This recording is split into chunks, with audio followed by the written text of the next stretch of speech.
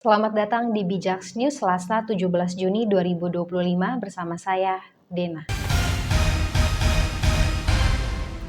Informasi pertama, polemik status 4 pulau di perbatasan Aceh dan Sumatera Utara kembali mencuat setelah keputusan yang menyebut pulau-pulau tersebut masuk dalam wilayah Tapanuli Tengah menuai penolakan dari pemerintah Aceh. Dalam pertemuan yang digelar bersama DPR Aceh, anggota DPR RI dan DPD RI asal Aceh, ditegaskan bahwa penetapan tersebut harus dievaluasi dan direvisi. Anggota DPR RI fraksi PKS dari Dapil Aceh, Nasir Jamil, menekankan pentingnya sensitivitas pemerintah pusat dalam menangani isu ini. Aceh adalah bekas wilayah konflik bersenjata, maka setiap keputusan harus memperhatikan aspek historis dan kultural secara seksama. Negara harus menjadi sumber solusi bukan masalah, ujarnya Senin 16 Juni. Ia juga mengungkap bahwa berdasarkan kesepakatan tahun 1992 antara Gubernur Aceh dan Gubernur Sumatera Utara saat itu, yang disaksikan Mendagri, keempat pulau memang berada di wilayah Aceh. Bahkan dari sisi sejarah hingga peta Belanda pun mendukung klaim Aceh. Menanggapi hal itu, Wamendagri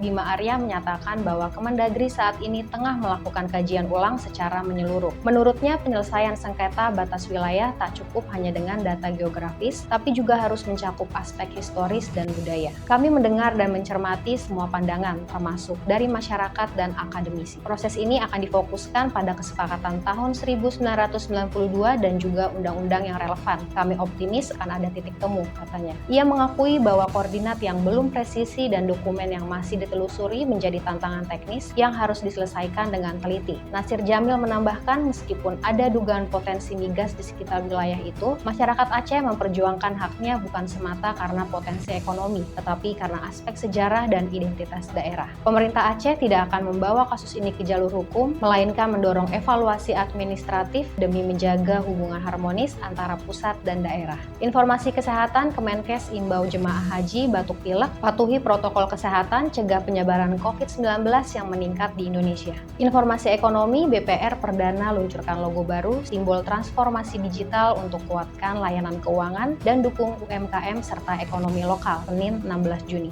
Informasi daerah, Wali Kota Surabaya kritik minimarket terkait bayar pajak parkir Rp175.000 per bulan dan minta sesuai perda dengan 10% pendapatan dan jukir resmi. Informasi luar negeri, juru bicara Iran sebut serangan rudal Israel ke rumah sakit Farabi Kermansyah, kejahatan perang dan pelanggaran serius hukum internasional, Senin 16 Juni. Sampai bertemu di informasi bijak berikutnya.